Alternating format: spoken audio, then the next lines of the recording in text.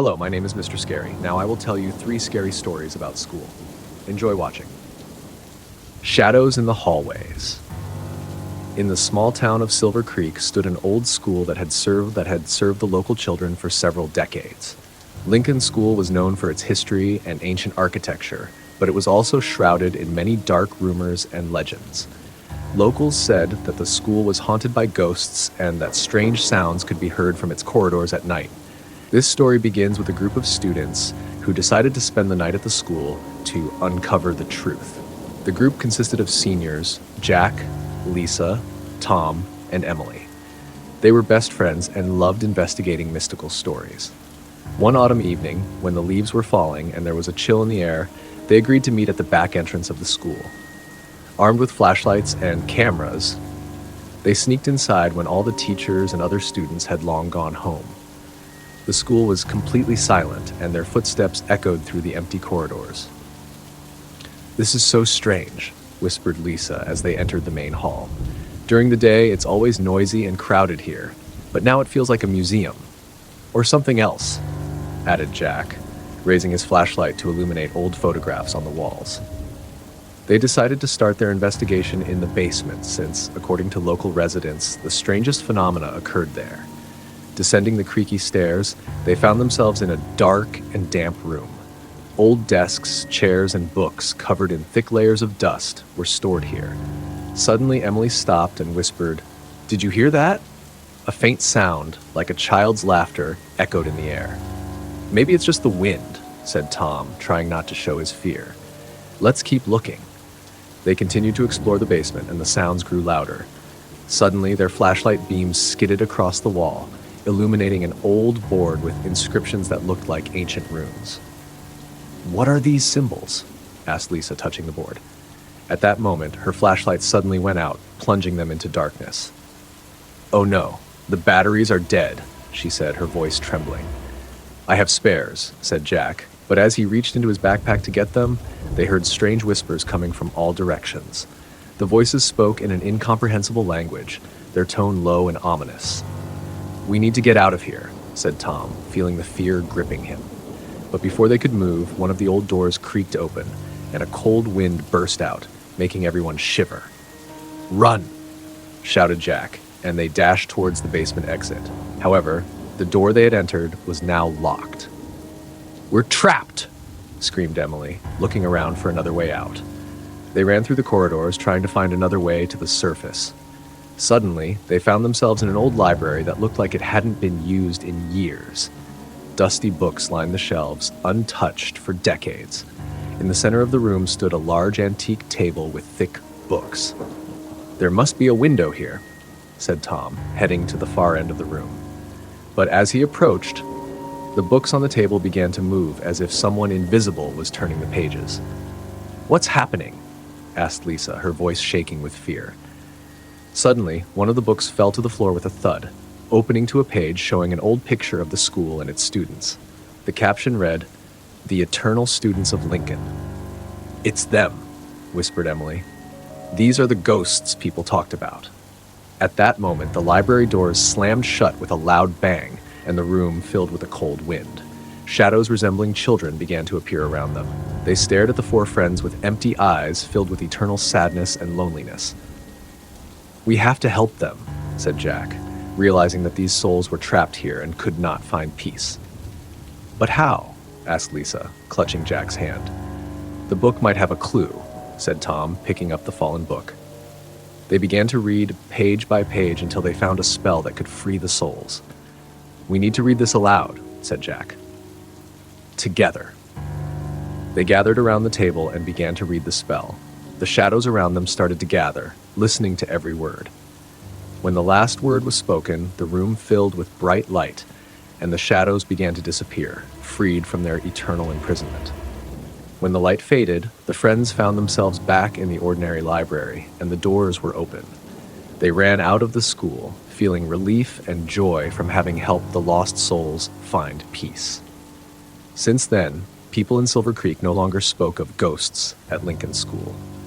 The lighthouse shone brighter, and children could study peacefully in their beloved school.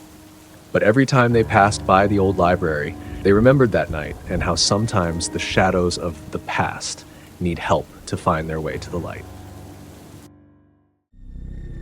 Night watch at Lynch School. In the small town of Woodhaven stood the old Lynch School, which at first glance seemed ordinary. Teachers and students came there every day to learn, but with the onset of darkness, the school turned into a place where reality and nightmares intertwined. Locals told stories of strange occurrences happening in the building at night, but few believed these tales, thinking they were made up. One day, a group of seniors decided to spend the night at the school to uncover the truth. The group consisted of Mark, Sarah, Lewis, and Emma. They were best friends and loved adventures. Armed with flashlights, cameras, and some food, they decided to stay at the school after classes and wait for the darkness. When the school emptied and the teachers left, the kids hid in the old chemistry lab. Soon, night fell, and the building was enveloped in silence, broken only by the creaking of floorboards and the rustling of the wind outside the windows. The four friends began to explore the dark corridors, illuminating them with their flashlights. It always seemed to me that the school looks completely different at night, Mark noted as they walked past the classrooms. Yes, it's a bit scary, agreed Sarah, but that's why we're here, to understand what's really going on. Their journey led them to the old gym, where, according to rumors, ghosts were sometimes seen. As they entered, they felt the temperature drop noticeably. The light from their flashlights revealed old basketball hoops and battered benches. Suddenly, a dull thud sounded behind them. "Did you hear that?" asked Emma, turning around. "Maybe a ball fell," Lewis suggested, though uncertainty tinged his voice. They headed towards the source of the sound and saw an old basketball rocking on the floor as if someone had just thrown it. Mark picked up the ball, examining it. "It looks brand new," he said. "But there was no one in the gym besides us." "Maybe some younger kids left it," Sarah suggested. "Let's keep looking." They continued their journey and found themselves in the library. In the dim light, their flashlights revealed long rows of bookshelves. Suddenly, the lights in the library flickered and they heard a whisper coming from the darkness. "Who's there?" Lewis called out, but only the echo of his voice responded. Suddenly, a book appeared on one of the shelves, significantly older than the others. Mark cautiously took it and opened it. On the first page was an inscription, "The School Caretaker's Records." "Who's the school caretaker?" asked Emma, looking at the book. "No idea," Mark replied, "but it looks like a diary." They began to read the entries and learned that many years ago, the school had a caretaker named Mr. Carter. He was a kind man who took care of the building and the students. But one day, a tragic accident occurred and he died saving a child from a fire. Since then, according to legend, his spirit remained in the school to protect it. "It's probably just an old legend," said Sarah, but fear was evident in her voice. "But what if it's true?" Lewis pondered. "Maybe Mr. Carter really did stay here to watch over the school." They continued reading, and each page of the diary told of strange occurrences happening after the caretaker's death. Teachers and students heard rustling, saw shadows, and felt someone's presence. It seemed that Mr. Carter was indeed keeping watch. Suddenly, the library filled with cold air, and a figure of a man in old-fashioned clothing appeared before them. It was the spirit of Mr. Carter. He looked at them with kindness in his eyes, but his gaze was sad. "I don't mean you harm," the spirit said. "I'm here to protect this school. But lately, dark forces have emerged, threatening it." "How can we help?" asked Mark, feeling both fear and determination. "You need to find the old amulet in the basement," the spirit replied. "It was stolen, and now the school is in danger."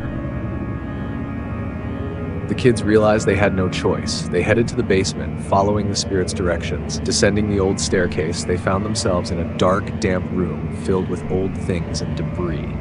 In the far corner, they found an old chest, which was locked. "How will we open it?" asked Emma, examining the chest. "Try using this key," Mr. Carter's voice echoed, and an old key appeared on the floor before them. Mark inserted the key into the lock, and the chest opened with a quiet click. Inside, they found an old amulet covered in dust.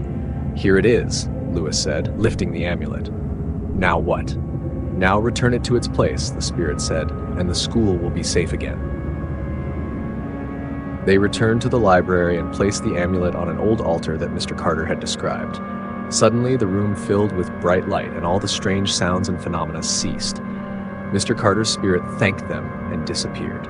The kids felt relief and joy from having helped the school and its spirit. They left the building, and since then, no more strange occurrences happened at the Lynch School. The legend of Mr. Carter remained in the memory of the locals, and the kids would always remember the night they saved their school from dark forces. The Silent Bell of Oakwood High. In the quiet town of Hawthorne, Oakwood High School stood as a testament to history and tradition. It was an imposing building with ivy-covered walls, tall windows, and a bell tower that hadn't tolled in decades. Legend had it that the bell would only ring under mysterious and ominous circumstances, but most dismissed this as an old wives' tale. However, the school held a dark secret, one that would soon unravel. One crisp autumn day, a group of friends, Jake, Olivia, Max, and Emma, decided to explore the old school after hours. They were seniors, filled with curiosity and a thirst for adventure. Their plan was simple: spend the night at Oakwood and document any paranormal activity they encountered.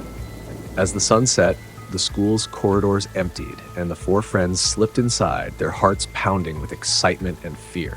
They set up their equipment in the main hall, surrounded by trophies and photographs of students from years past. The dim light from their flashlights cast eerie shadows on the walls. "All right, where should we start?" asked Max, checking the batteries in his camera. "The bell tower," suggested Olivia. "It's the oldest part of the school, and there's got to be a reason why the bell doesn't ring anymore." They made their way up the grand staircase, each step creaking under their weight. The air grew colder as they ascended, and a sense of unease settled over them. At the top, they found a heavy wooden door leading to the bell tower. Jake pushed it open with some effort, and they stepped inside. The room was dusty and filled with cobwebs. In the center stood the old bell, silent and imposing. As they approached, Olivia noticed something carved into the base of the bell. "It's a date," she said, brushing away the dust. "October 13th, 1924. "That's almost 100 years ago," noted Emma. "What happened then?" "Let's find out," said Jake, pulling out a book about the school's history he had borrowed from the library. He flipped through the pages until he found a section about the bell tower. "Here it is," he said, reading aloud.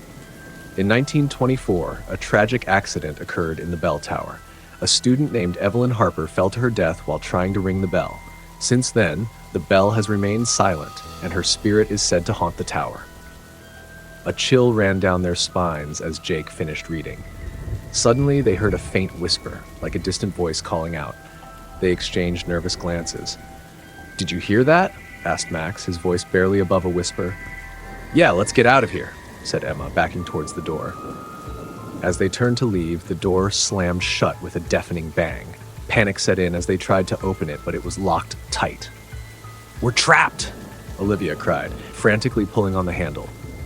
"Calm down," said Jake, trying to stay composed. "There must be another way out." They scanned the room and noticed a narrow staircase leading further up. With no other option, they ascended the stairs, each step echoing in the confined space. At the top, they found a small attic filled with old school memorabilia and personal items that seemed to belong to Evelyn Harper. "Look at this," said Emma, picking up a dusty old diary. She opened it to the last entry, dated the day of the accident. Evelyn's handwriting was neat, but filled with anguish. The entry spoke of her loneliness and a sense of foreboding about the bell. She mentioned hearing whispers and feeling an unseen presence following her. The final line read, "Tonight I must ring the bell. It calls to me." As Emma finished reading, a cold breeze swept through the attic, and the friends felt an invisible force pushing them towards the window. "What's happening?" Max shouted, holding onto a beam for support. "The bell," whispered Olivia. "We need to ring the bell." "Are you crazy?" Jake retorted. "That's what got Evelyn killed." "But it's the only way," Olivia insisted. "Her spirit is trapped here because she couldn't complete what she started." Reluctantly, they agreed. They descended back to the bell tower, the temperature dropping with every step. When they reached the bell, Jake and Max pulled on the old rope, but it wouldn't budge. "We need more strength," said Olivia. "All together now." The four of them pulled with all their might, and finally the bell began to move. It started with a low, mournful toll, growing louder and louder. The sound reverberated through the school, shaking the walls and floors. As the bell rang, the whispers intensified, and the air grew heavy with a palpable presence. Suddenly, a figure appeared before them. A young girl in an old-fashioned school uniform, her face pale and eyes filled with sorrow. "Evelyn," whispered Emma. The spirit of Evelyn Harper looked at them, her expression softening. She nodded in gratitude, then slowly faded away, leaving behind a sense of peace and closure. The bell fell silent once more, and the door to the bell tower creaked open. The friends, shaken but relieved, made their way down to the main hall. The school seemed different, lighter somehow, as if a burden had been lifted. The next day, they returned to school, the events of the night still fresh in their minds. They knew they had experienced something extraordinary, something that would bind them together forever. And though they never spoke of it to anyone else, they knew that the spirit of Evelyn Harper had finally found peace, and Oakwood High would never be the same again. From that day on, whenever they heard the faint toll of the bell, they smiled, knowing that Evelyn was watching over them, her restless spirit finally at rest.